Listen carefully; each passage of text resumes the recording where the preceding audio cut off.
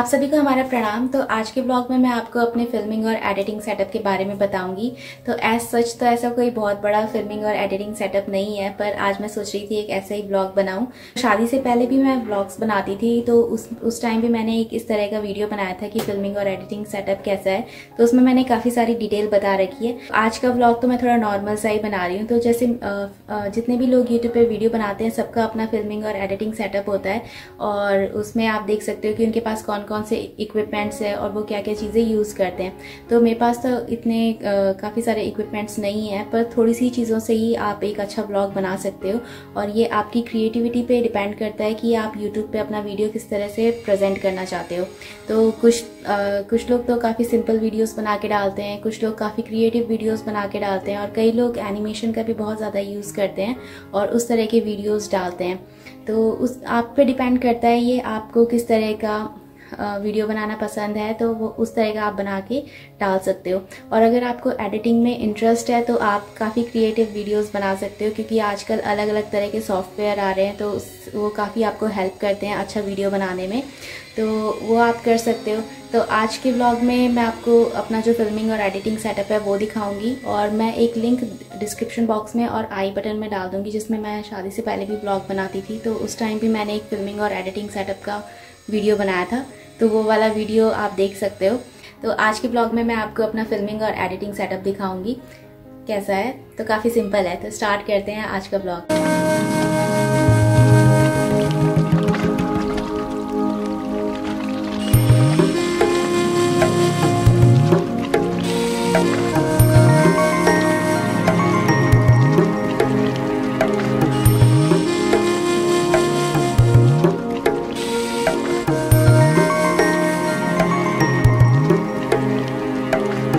तो जैसे आज के व्लॉग में मैं आपको फिल्मिंग और एडिटिंग सेटअप के बारे में बता रही हूँ, तो मैंने मेजर कोई चेंज करा नहीं है अपने फिल्मिंग में। तो ज़्यादातर हम यही चाहते हैं कि हम यूट्यूब पे जितने भी वीडियोस डालें या जो भी हम वीडियोस बना रहे हैं, वो उसकी पिक्चर क्वालिटी अच्छी होनी चाहिए। तो इसके लिए आप जो अपना फ़ोन है उसको अपग्रेड कर सकते हो। मेरे पास पहले सैमसंग का M सीरीज़ का फ़ोन था, तो उसको मैंने अपग्रेड करा और उसकी जगह मैंने सैमसंग गैलेक्सी S21 FE ले लिया।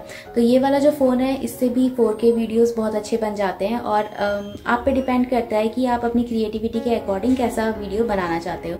कई बार ऐसा होता है कि आपके पास फ़ोन अच्छी क्वालिटी का है, पर आपको नहीं पता कि किस तरह का वीडियो बनाना है। और कई बार ऐसा होता है कि फ़ोन अच्छा नहीं है, पर आपके पास स्किल अच्छी है वीडियो बनाने की।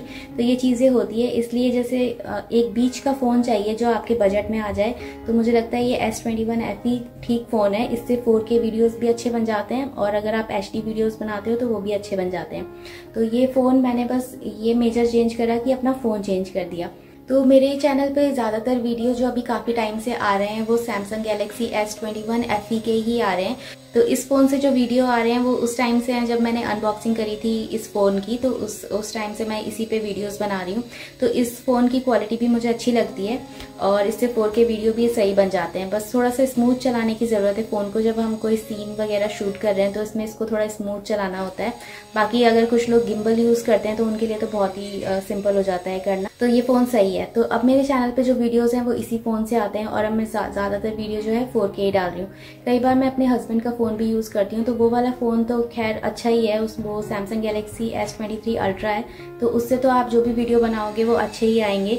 तो जैसे हम कभी घूमने जाते हैं तो सीन बहुत अच्छे अच्छे होते हैं पहाड़ों में। तो आप कहीं भी देखो तो बहुत ही सुंदर सुंदर आपको व्यूज़ देखने को मिलते हैं। तो उस फ़ोन से अगर आप बहुत अच्छे से बनाते हो वीडियो, और स्मूथली अगर आप फ़ोन को ऊपर की तरफ या नीचे साइड वाइज कैसे भी लेके जा रहे हो, तो बहुत बढ़िया वीडियो बन के आते हैं उससे। तो वो फ़ोन भी एक काफ़ी अच्छा ऑप्शन है। पर इन बजट अगर आप कोई फ़ोन चाहते हो तो मुझे लगता है इससे सही और ठीक ठाक वीडियो बन जाते हैं, और आप अपने चैनल पे डाल सकते हो उसे, और वो प्रेजेंटेबल वीडियोस लगते हैं। तो आज तो ये व्लॉग मैं अपने S21 FE फ़ोन से ही शूट कर रही हूँ। मैं इसी से मोस्टली सारे व्लॉग शूट करती हूँ। जो मेरे आर्ट एंड क्राफ्ट के भी व्लॉग होते हैं वो मैं इसी से ही शूट करती हूँ। और इसमें थोड़ा फोकस का होता है। आर्ट एंड क्राफ्ट में मुझे थोड़ा ध्यान रखना पड़ता है, क्योंकि मेरा आज इस तरह से हिलने लगता है। वो मोशन डिटेक्शन का है इसमें, तो वो हिलने लगता है, तो उसमें मुझे थोड़ा सा ध्यान देना पड़ता है आर्ट एंड क्राफ्ट के टाइम। पर इससे भी मतलब सही वीडियो आ जाते हैं। फ्लैश ऑन करके अगर मैं थोड़ा कम लाइट में भी आर्ट एंड क्राफ्ट का काम कर रही हूँ तो वो अच्छे से हो जाता है इस फ़ोन पे। तो मेरे लिए तो ये फ़ोन एकदम ठीक है और इन बजट भी है। तो यही जो मेरा था मेजर अपग्रेड था अपनी फिल्मिंग में कि फ़ोन को चेंज कर दिया। बाकी जो चीज़ें हैं, जैसे आप ट्राइपॉड यूज़ करते हो तो आप वो तो अपने अकॉर्डिंग ही लेते हो। अगर आपको गिम्बल की ज़रूरत है तो आप गिम्बल ले सकते हो, नहीं तो गोरिल्ला ट्राइपॉड है। और दूसरा मेरे को एक आर्ट एंड क्राफ्ट के लिए बड़ा ट्राइपॉड चाहिए होता है तो मैं वो यूज़ करती हूँ। बाकी तो जैसे मेरे चैनल पे भी व्यूज़ ज़्यादा नहीं आते, पर मैं अपनी तरफ से पूरा मेहनत करती हूँ और डाल देती हूँ उसमें, जैसे भी मेरे को वीडियो डालना पसंद है उस तरह का। तो ऐसे ही आप भी अपनी क्रिएटिविटी के अकॉर्डिंग अपने यूट्यूब चैनल के लिए वीडियोस बना सकते हो। तो मेरे चैनल पे जो ज़्यादातर वीडियो है वो शूट करे हैं मैंने S21 FE से, जो ये फ़ोन मेरे पास है। और आज मैं इसका बैक कैमरा इस तरह के वीडियो शूट करने के लिए यूज़ कर रही हूँ, नहीं तो मैं यूज़ नहीं करती थी। मैं रेयर कैमरा से ही इस तरह के वीडियो शूट कर लेती थी, पर जैसे मैं बैक कैमरा से यूज़ कर रही हूँ तो इसकी क्वालिटी ज़्यादा अच्छी आ रही है और इससे मतलब ज़्यादा क्लियर क्वालिटी आ ही रही है। तो मैं इस तरह के इसलिए नहीं शूट करती थी क्योंकि फिर मेरे को पता नहीं चलता इधर से कैसे जा रहा है या इधर से पूरी पिक्चर आ भी रही है कि नहीं आ रही है। और इसमें बस एक बेनिफिट जो बहुत अच्छा है कि आप वाइड एंगल यूज़ कर सकते हो और पीछे का आपका पूरा जो बैकग्राउंड है वो बहुत सही आता है। तो ऐसे भी आप कर सकते हो। बाकी जैसे हम कई जगह घूमने के लिए जाते हैं, जैसे मदमहेश्वर हो गया, ऊखीमठ गए, हम गुप्तकाशी गए, काली मठ। तो जब हम इस तरह की जगह घूमने के लिए जाते हैं तो मेरे हस्बैंड का फ़ोन है S23 Ultra, तो हम उसका भी यूज़ करते हैं। तो उस फ़ोन से काफ़ी अच्छे वीडियोस आते हैं। और स्टोरी टेलिंग के टाइम जैसे हम किसी जगह गए और उसकी स्टोरी बता रहे हैं तो स्टोरी टेलिंग के टाइम उस तरह की जो वीडियो क्लिप्स होती है वो काफ़ी अच्छी आ जाती है उस फ़ोन से, तो उसको मैं यूज़ करती हूँ। तो ऐसे आप भी कोई भी कैमरा यूज़ कर सकते हो। बाकी इस कैमरे से तो बहुत ज़्यादा मतलब 99% इसी से मैं शूट करती हूँ। काफ़ी सारे जो वीडियोस हैं वो इसी के ही होते हैं, चाहे वो स्लो मोशन में हो या फिर सीन के हो किसी भी, तो इसी फ़ोन से होते हैं वो। और आर्ट एंड क्राफ्ट के लिए तो मैं हमेशा ये S21 FE ही यूज़ करती हूँ क्योंकि यही मेरे पास रहता है घर, यही मेरा फ़ोन है और यही रहता है मेरे पास, तो इसी से काफ़ी अच्छे वीडियोस शूट हो जाते हैं। वो बाकी आप पे डिपेंड करता है कि आपकी सोच किस तरह से आप अपनी सोच को वीडियो के थ्रू दिखाते हो कि कैसे आपको वीडियो को इधर से ले जाना है या उधर से ले जाना है, तो वो आप पे डिपेंड करता है। बाकी अब मुझे लग रहा है कि इसके बैक कैमरा से इस तरह का वीडियो शूट करना ज़्यादा बेटर है। पर जैसे मैं ट्राइपॉड भी लेके नहीं जाती हूँ कई जगह, तो फिर मेरे को थोड़ा सा दिक्कत होती है। पर वाइड एंगल में हम शूट कर सकते हैं इस तरह के वीडियो। अब बात करते हैं एडिटिंग सेटअप की। तो जैसे एडिटिंग है मुझे काफ़ी पसंद है, तो एडिटिंग के लिए पहले मैं दूसरा सॉफ्टवेयर यूज़ करती थी, अब मैं दूसरा सॉफ्टवेयर यूज़ करने लगी हूँ। तो एक बार जब आप कंप्यूटर फ्रेंडली हो जाते हो तो आपसे एडिटिंग बहुत अच्छे से होने लगती है। तो जैसे शुरू से जब मैंने व्लॉग बनाने स्टार्ट करे थे तो स्टार्टिंग से ही मैंने जो एडिटिंग है वो लैपटॉप से शुरू करी। तो मेरे पास डेल का लैपटॉप है एक, तो उस पर मैं एडिटिंग करती हूँ। पर कई बार ऐसा होता था कि जैसे मैंने 4K वीडियो बनाया तो मेरा लैपटॉप जो है वो हैंग करता था, तो फिर मैंने थोड़ा मतलब HD क्वालिटी के ही वीडियो बनाए, 4K के वीडियो नहीं बनाए। तो वो HD क्वालिटी वाले उसमें अच्छे से एडिटिंग हो जाती थी लैपटॉप में। उसके बाद धीरे धीरे मैंने उसको चेंज करके फिर डेस्कटॉप पे एडिटिंग करना स्टार्ट करा। तो डेस्कटॉप पे तो इजीली 4K वीडियोस भी मेरे हो जाते थे एडिट, और जो नॉर्मल HD वीडियो है वो तो हो ही जाते हैं। तो मैंने कभी भी फ़ोन से एडिटिंग नहीं करी और अभी भी मैं फ़ोन से एडिटिंग नहीं करती हूँ क्योंकि मुझे लगता है इसमें आंखें ज़्यादा दर्द होती है, तो मैं फ़ोन से एडिटिंग नहीं करती। और अब जो है मैं एडिटिंग करती हूँ वो TV पे करती हूँ क्योंकि हमने स्पेस बचाने के लिए एक कंप्यूटर अलग से लगाने के अपने रूम में अलग से लगाने के बजाय TV पे ही सेटअप कर दिया है CPU का, तो मैं उस पर एडिटिंग करती हूँ। तो वीडियोस को फिल्म करने के लिए मेरे पास 2 ट्राइपॉड हैं। एक तो छोटा ट्राइपॉड है गोरिल्ला ट्राइपॉड जिसको मैं अभी यूज़ कर रही हूँ, एक बड़ा वाला ट्राइपॉड है जिसको मैं ज़्यादातर आर्ट एंड क्राफ्ट के लिए यूज़ करती हूँ। उसको मैं सेट कर देती हूँ और फ़ोन रख देती हूँ तो ईजी पड़ता है। तो मेरे पास ये वाले 2 ट्राइपॉड हैं। ये वाला तो गोरिल्ला ट्राइपॉड है, तो ये तो मैंने काफ़ी पहले ले लिया था और ये ज़्यादा रेट का भी नहीं आता है और ये घूम भी जाता है, मतलब इस तरह से इसकी जो ये है ये बैंड हो जाती है, आपको कहीं भी रखनी है तो ये ठीक से हो जाता है। तो ये काफ़ी टाइम से है मेरे पास और ठीक है, ये ज़्यादा ख़राब भी नहीं हुआ और इस तरह का। तो ये वाला जो ट्राइपॉड है बिल्कुल ठीक कंडीशन में है और ये बिल्कुल भी ख़राब नहीं हुआ है, तो ये इस तरह का है। और इसको मैं वैसे कम ही यूज़ करती हूँ क्योंकि पब्लिक प्लेस में मैं ज़्यादा यूज़ नहीं करती, ट्राइपॉड वगैरह अजीब सा लगता है, तो बहुत रेयरली यूज़ करती हूँ मैं इसे। जैसे कहीं गाँव वाँव कहीं गए वैसी जगह खाली खाली तभी यूज़ करती हूँ। बाकी ये जो दूसरा वाला ट्राइपॉड है ये मेरे बहुत काम आता है, ये बहुत ही पहले लिया था तो मुझे इसकी रेट भी नहीं पता कितने का है। तो ये इस तरह का है, ये वाला ट्राइपॉड है ये। तो ये वैसे डिजिटल कैमरा भी लग जाता था इसमें हमारा, तो इस तरह का ट्राइपॉड है ये। तो ये तो यहाँ से ओपन हो जाता है और काफ़ी बड़ा हो जाता है, और ये मेरे को जो मैं वीडियोस बनाती हूँ आर्ट एंड क्राफ्ट के, उसमें बहुत काम आता है ये वाला मेरे। तो ये आर्ट एंड क्राफ्ट के लिए है ट्राइपॉड, और ये वाला जो ट्राइपॉड है ये ऐसे ही मतलब ट्रैवलिंग वगैरह के लिए और नॉर्मल व्लॉगिंग के लिए है। तो पीछे ये है मेरा एडिटिंग सेटअप। तो मैं अब इस टीवी पे एडिटिंग करती हूँ। तो जैसे पहले जो था मैं डेस्कटॉप पे एडिटिंग करती थी, जो मैं शादी से पहले व्लॉग डालती थी, तो मेरा कंप्यूटर था तो मैं डेस्कटॉप पे एडिटिंग करती थी। तो ये भी डेस्कटॉप ही है एक तरह का, बस इसकी स्क्रीन बड़ी हो गई है। हमने इसके साथ CPU कनेक्ट कर रखा है टीवी के साथ, क्योंकि जैसे यहाँ पे स्पेस है थोड़ी सी, तो ये मुझे आर्ट एंड क्राफ्ट के लिए चाहिए होती है टेबल। तो यहाँ पे मैंने जो डेस्कटॉप है वो नहीं लगाया है इस तरफ।